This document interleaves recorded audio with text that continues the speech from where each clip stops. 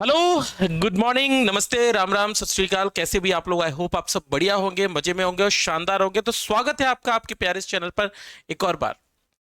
क्योंकि आप बच्चों, आप सभी लोग यूपीएससी एनडीए की प्रिपरेशन कर रहे हैं और इस एग्जामिनेशन को देने जाने वाले हैं। तो कुछ बातें जो मैं आज बताने जा रहा हूं, अगर आप उनको सही तरीके से नहीं पढ़कर जाएंगे तो आप लोगों को होगा बहुत भारी नुकसान। तो आप इन चीजों को जो मैं आज बताने वाला हूं उनको ध्यान से सुनिएगा और सारा वीडियो देखिएगा। सबसे पहले आप इस चैनल पर अगर नए हैं तो आप इस चैनल को लाइक और सब्सक्राइब जरूर कर दीजिएगा। देखते हैं कि क्या है। क्योंकि आपका एग्जामिनेशन होने वाला है तो बहुत महत्वपूर्ण है कि आप जो ओएमआर शीट भरते हैं उस ओएमआर शीट के अंदर आपको किस तरीके से फिलिंग करनी है वो आपको पता होना चाहिए। क्योंकि कई सारे बच्चे, मैं आपको बताऊं, कई सारे बच्चों की इसमें गलतियां होती हैं और उनकी वजह से उनको उनका नुकसान भुगतना पड़ता है। और मैं नहीं चाहता हूं कि किसी भी कारणवश किसी भी बच्चे का कोई भी नुकसान हो। तो हम एक छोटी सी बात बता देना चाहते हैं, लेकिन उससे पहले लोगों के मन में बहुत सारा कंफ्यूजन था कि एग्जामिनेशन में क्या चीज लेकर जाएं, क्या चीज ना लेकर जाएं। बहुत सारा कंफ्यूजन था, तो उस कंफ्यूजन को भी चलो दूर कर देते हैं और देखते हैं कि यूपीएससी एनडीए के लिए हमें किन किन चीजों को फोकस करना है और आपके बारे में, आपके लिए क्या क्या लिखा गया है इस चीज के अंतर्गत। चलिए बात करते हैं पहली बात पर। अगर आप लोग पहला चीज देख पाए, मैंने सारी चीजों को समराइज कर लिया, सारी चीजों को बता दिया है कि यूपीएससी एनडीए के अंदर क्या क्या चीजों के बारे में बताया गया है। मेरे प्यारे बच्चे ध्यान से देखना, पहली लाइन 2.4 क्लॉज में क्या लिखा है। कैंडिडेट्स की बात लेकर चलूं तो, कैंडिडेट्स की बात लेकर चलूं तो उनके अपने साथ में एक फोटो आईडी प्रूफ होना चाहिए। पहली बात, जब भी आप एग्जामिनेशन देने जा रहे हैं तो अपने साथ एक फोटो आईडी प्रूफ जरूर रखिएगा। फोटो आईडी प्रूफ जरूर रखिएगा। फोटो आईडी प्रूफ आधार कार्ड हो सकता है, वोटर कार्ड हो सकता है, पैन कार्ड हो सकता है, पासपोर्ट हो सकता है, ड्राइविंग लाइसेंस हो सकता है, स्कूल फोटो आईडी हो सकता है, या फिर और कोई आईडी प्रूफ हो सकता है। लेकिन इस बात का ध्यान रखिएगा कि वो स्टेट या सेंट्रल गवर्नमेंट ने आपको इशू किया हो।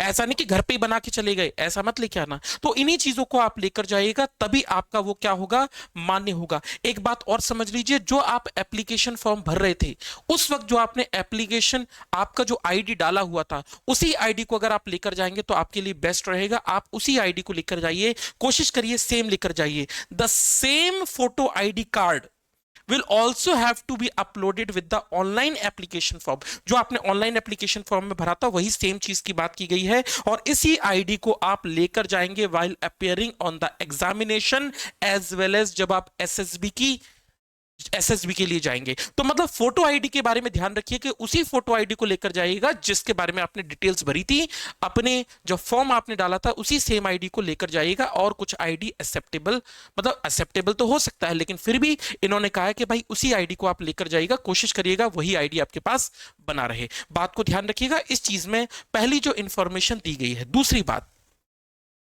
आपके लिए दूसरी बात क्या लिखी हुई है, चाहे आप राइटिंग कर रहे हैं, for both writing and marking answers, आप जब ओएमआर शीट के अंदर मार्किंग करेंगे तो मार्किंग करते वक्त, ओएमआर शीट के अंदर जब मार्किंग करेंगे तो उसको मार्किंग करते वक्त सिर्फ और सिर्फ ब्लैक बॉल पॉइंट पेन ही लेकर जाना है। कोई और बॉल पॉइंट पेन और कोई पेन मत ले जाइएगा। नहीं तो आप ले गए, नहीं सर जी मैं तो जेल पेन से लिखता हूं, मेरी राइटिंग सुंदर आती है, मेरे को गोला भरने में मजा आता है। नहीं भैया, सिर्फ और सिर्फ बॉल पॉइंट पेन लेकर जाना है, वो भी काले रंग का। काला रंग समझते हो, ब्लैक रंग का लेकर जाना है, तो ब्लैक बॉल पॉइंट पेन लेकर जाएगा, इसके अलावा कोई पेन मत लेकर जाएगा। तो इसकी बात लेकर चलो तो हाँ, मेरा ये सवाल आपसे जरूर रहेगा कि भाई एक छोटी सी बात है, आप दो पेन लेकर जाओ, आपके लिए अच्छा रहेगा, कम से कम दो पेन का इस्तेमाल आप जरूर करें। ब्लैक बॉल पॉइंट पेन लेकर जाना है, एक जैसे हो। और एक बात ध्यान रखिएगा, कोशिश करिएगा जो ब्लैक पेन होगा वो हमेशा मोटा हो। मोटा होने का मतलब यह हुआ वो थिक लिखता हो, मोटाई में लिखता हो, गोला उसका मोटा बनता हो।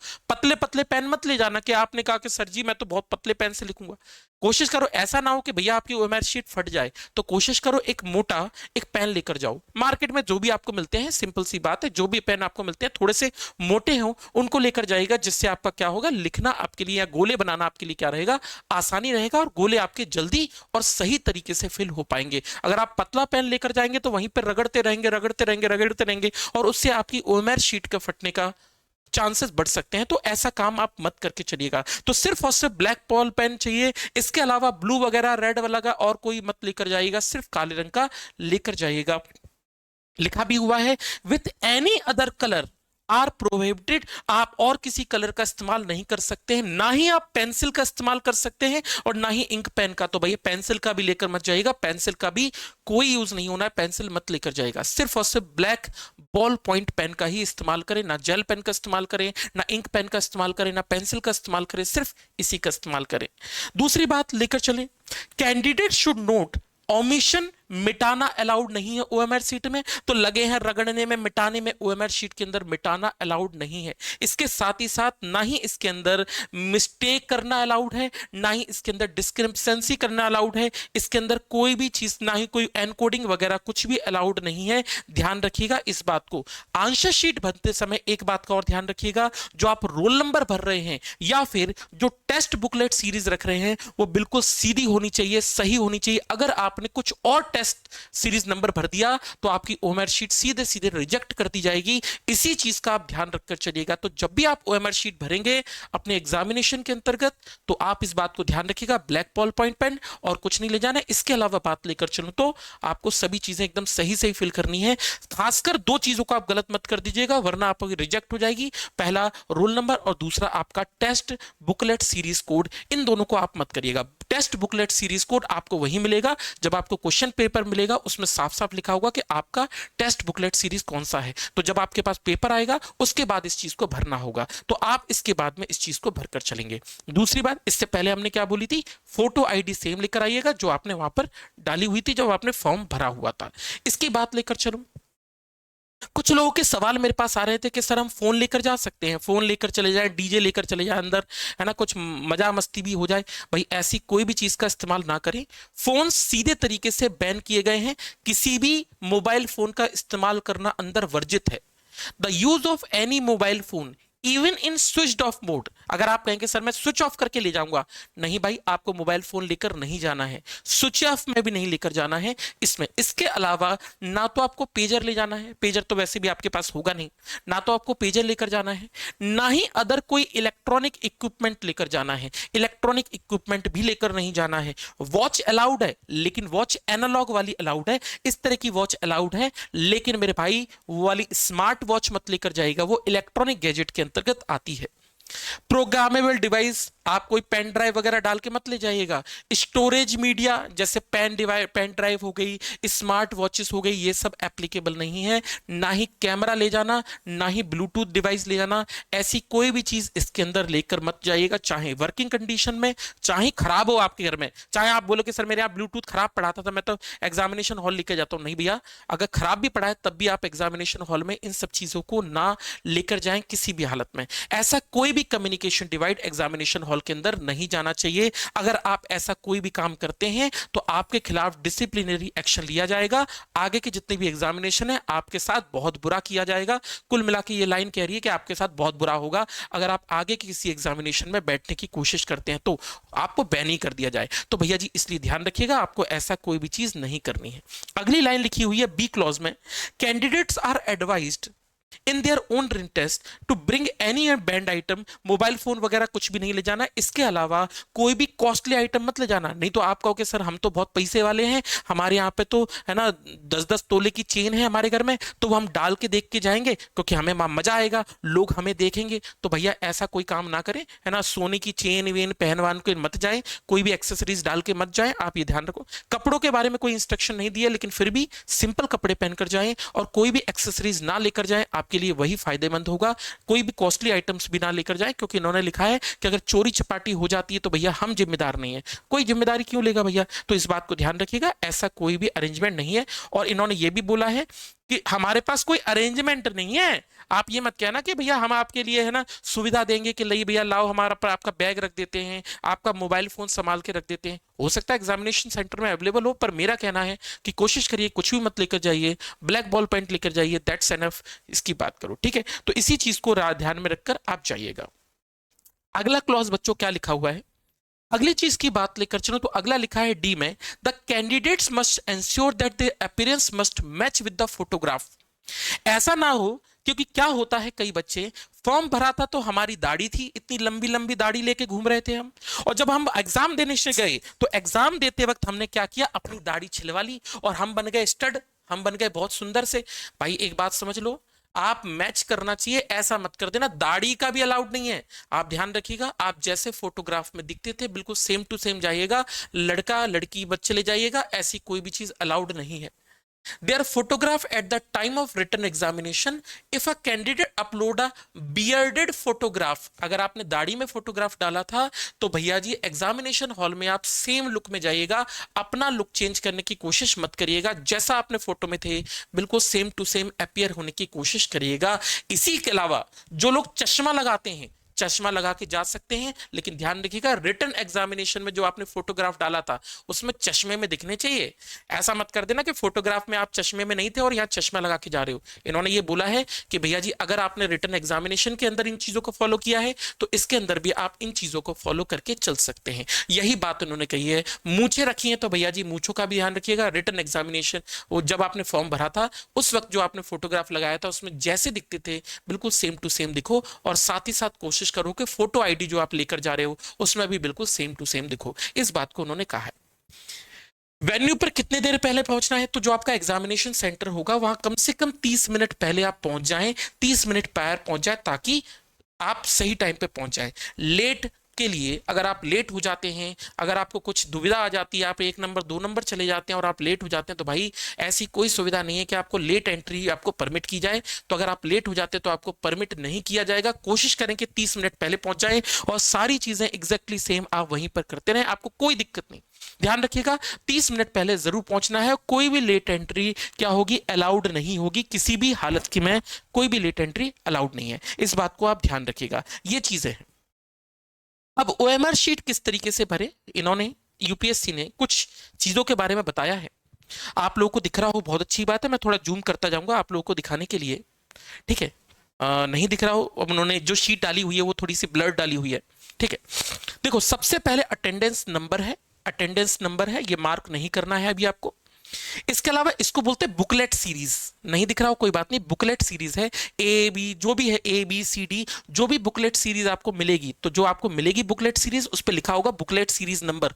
उस नंबर को देख के क्वेश्चन पेपर में उसको आपको यहां मार्क करना है। गलत मत रख देना। अगर आपको ए मिली है तो ए लिखना, बी मिली है तो बी लिखना, सी मिली है तो सी लिखना, और डी मिली है तो आप लोगों को बच्चों डी लिखना है। अपनी मर्जी से कुछ भी मत लिख देना, नहीं तो भैया आप बोलो कि भैया मैं तो स्वैग में जिंदगी में जी रहा हूं, ए आई है मैं तो बी लिख के जाऊंगा, ऐसा ना करिएगा। अगला है सब्जेक्ट कोड। सब्जेक्ट कोड क्या है वो भी आपको मेंशन होगा, उसको भी आप सही सही मेंशन कीजिएगा। इसके बाद है रोल नंबर। रोल नंबर की बात करें तो रोल नंबर में ध्यान रखिएगा जो रोल नंबर आपके हैं उनको सही सही गोला करिएगा।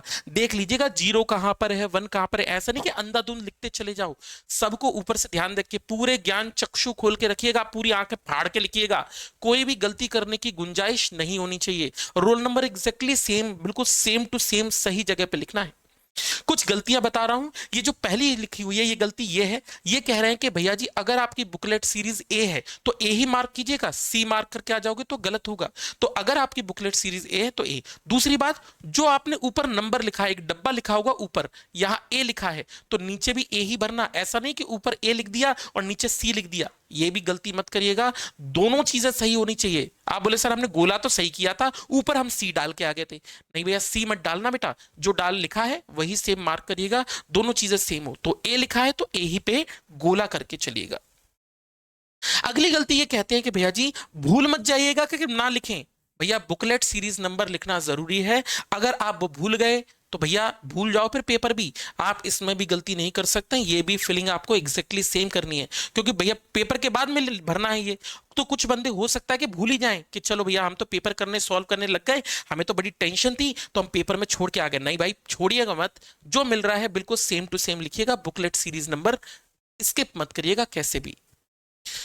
इसके अलावा की बात लेकर चलूं तो भाई सब्जेक्ट कोड हो गया, सब्जेक्ट कोड सही फिल करिएगा। रोल नंबर बिल्कुल सिर्फ सही फिल करिएगा, उल्टा सीधा मत फिलिएगा। जैसे 02 लिखा है तो यहाँ 01 मत फिल कर दीजिएगा, बिल्कुल सेम टू सेम लिखिएगा। इसमें भी आप गलती मत करिएगा। दूसरी बात, कुछ लोग क्या करते हैं ओएमआर शीट में साइड में भी लिखना स्टार्ट कर देते हैं। बिल्कुल साइड में कोई नहीं लिख रहा, यहां तक कि गलती से भी पेन ना चले, गलती से भी गलती ना हो, इस बात को ध्यान रखना। गलती से भी गलती ना हो, सुन रहे मेरी बात, गलती से भी गलती नहीं होनी चाहिए।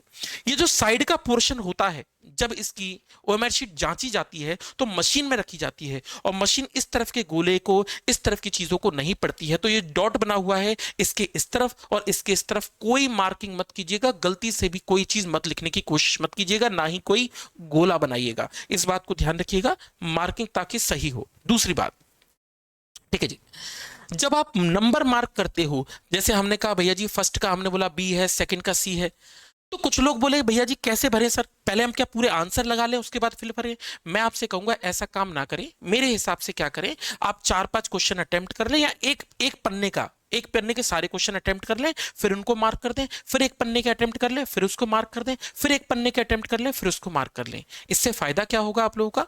इससे फायदा ये होगा कि आप लोगों को फायदा मिल जाएगा इस चीज का, है ना, फायदा मिल जाएगा। तो अगर आप लोगों को क्या होगा, कभी कभार क्या होता है, लोग सारे अटेम्प्ट कर लेते हैं, फिर गोला बनाने के लिए टाइम नहीं मिलता है, टाइम खराब हो जाता है, तो आपके क्वेश्चन छूट सकते हैं। इस कारण से जब आप ओएमआर शीट भरो तो जो पेज आपने लिख लिया है, जिस पेज के क्वेश्चन सॉल्व कर लिए हैं, उन सारे क्वेश्चंस को एज इट इज मार्क करते जाओ, ताकि थोड़े थोड़े में आपके सारे क्वेश्चंस अटेम्प्ट होते चले जाएं और ओएमआर शीट में गलती ना हो। ठीक है जी, इस तरीके से स्कैन होगी, बाकी ये बताया हुआ है। दूसरा ध्यान रखें, वो लोग आंसर शीट आपसे मार्क करवाने के लिए आएंगे और आपके कुछ जगह पे सिग्नेचर लेंगे। उस बात को ध्यान रखना, जो शीट आपको सिग्नेचर करने की, अटेंडेंस मार्क करने के लिए दी जाएगी, आप अपना पहले तो मैचिंग कर लेना कि भाई मेरा नाम वहीं पर है, मेरा नाम जहां पर है मैं उसी जगह सिग्नेचर कर रहा हूं। ऐसा नहीं कि दूसरे के नाम पे सिग्नेचर कर दो, उन सब चीजों की मैचिंग जरूर कर लेना। जब अटेंडेंस शीट आपके पास आएगी, अटेंडेंस शीट में आपको रोल नंबर चेक करना है आपका, कि रोल नंबर वही है जो मैडम बता रही है कि यहां पे साइन कर दो, रोल नंबर चेक करना।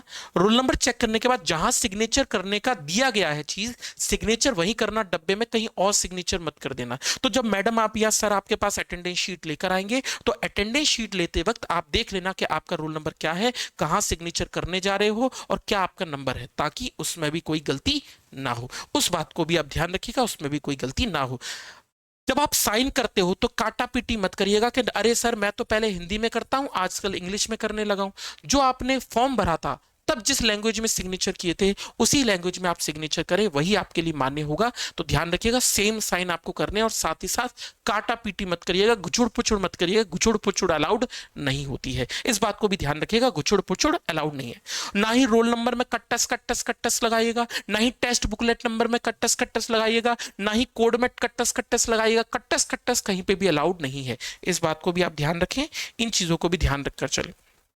तो जब भी ओएमआर शीट भरे तो इस बात को ध्यान रखें कि आपकी गलती की गुंजाइश कहीं भी नहीं होनी चाहिए। क्वेश्चंस को एक के बाद पढ़ें। अब आप बोले सर क्वेश्चंस हम कैसे करें? देखो, आप कोशिश करो कि जो क्वेश्चन में आप पूरी तरीके से कॉन्फिडेंट हो, पूरी तरीके से 100% आपको लग रहा है कि मुझे इसका आंसर आता है, तो उस आंसर पे आप मार्क करते चले जाओ कि हाँ मुझे इसका आंसर आ रहा है। जिस क्वेश्चन को आप चाहते हैं कि मैं बाद में सॉल्व करूंगा, उस पर आप गोला लगा देना क्वेश्चन पे, ताकि जिससे आपको पता लग जाए कि लास्ट में जाके मुझे इन क्वेश्चन को दोबारा से देखना है जिनमें मुझे डाउट हो रहा है। कोशिश करो तुक्के मत लगाओ, किसी भी हालत में तुक्के मत लगाओ। तुक्के लगाने की गुंजाइश होनी ही नहीं चाहिए। तुक्के लगाने के बाद बहुत कम चांसेस होते हैं कि आपका सही हो। आप प्रोबेबिलिटी के हिसाब से जानते भी हो। हाँ, अगर ऐसा लग रहा है कि सर इन दोनों में से एक हो सकता है, तो भैया आप लगा सकते हैं, लेकिन फिर भी कॉन्फिडेंट होने की जरूरत है। मेरे हिसाब से आप तुक्के ना लगाएं, आपके लिए वही बेस्ट रहेगा। क्यों अपने जानबूझ के सही क्वेश्चन को भी गलत करते हो? इस कारण से तुक्के ना लगाएं, क्वेश्चन में कॉन्फिडेंट रहें। बहुत आसानी से आप पेपर बना दोगे, पेपर बहुत आसान आएगा और बहुत आसानी से आप क्वेश्चन बनाकर जाओगे। और सारे क्वेश्चंस को अटेम्प्ट जरूर करना, कोशिश करना सारे बढ़िया से क्वेश्चन अटेम्प्ट करो, आपका सिलेक्शन जरूर होगा, इतना आपसे प्रॉमिस है। अगर आप पेपर नहीं निकाल पाए तो कोई पेपर नहीं निकाल पाएगा, इतना भी मैं आपको बताता हूं। आपसे अच्छा कोई पढ़ता ही नहीं है। आपका ना हुआ तो किसी का नहीं हुआ, कॉन्फिडेंस रहो अपने में, आपसे अच्छा कोई नहीं पढ़ता। पूरे एग्जामिनेशन हॉल में जितने भी लोग बैठे हैं, इस बात को समझ लो, तो आप आसानी से पेपर को क्रैक कर सकते हो। तो ओएमआर शीट भरते वक्त इन सब चीजों का ध्यान रखिएगा और इन सब चीजों का आप ध्यान रखकर चीजों को लेकर जाइएगा। बाकी हम आपसे मिलते रहेंगे, तो आज के लिए लेते हैं आपसे विदा। धन्यवाद, टेक केयर, नमस्ते, राम राम, सत श्री अकाल, जय हिंद। आप सभी लोगों को मुलाकात होगी हमारी दोबारा से बहुत जल्दी, ठीक है? ध्यान रखिएगा इस बात को।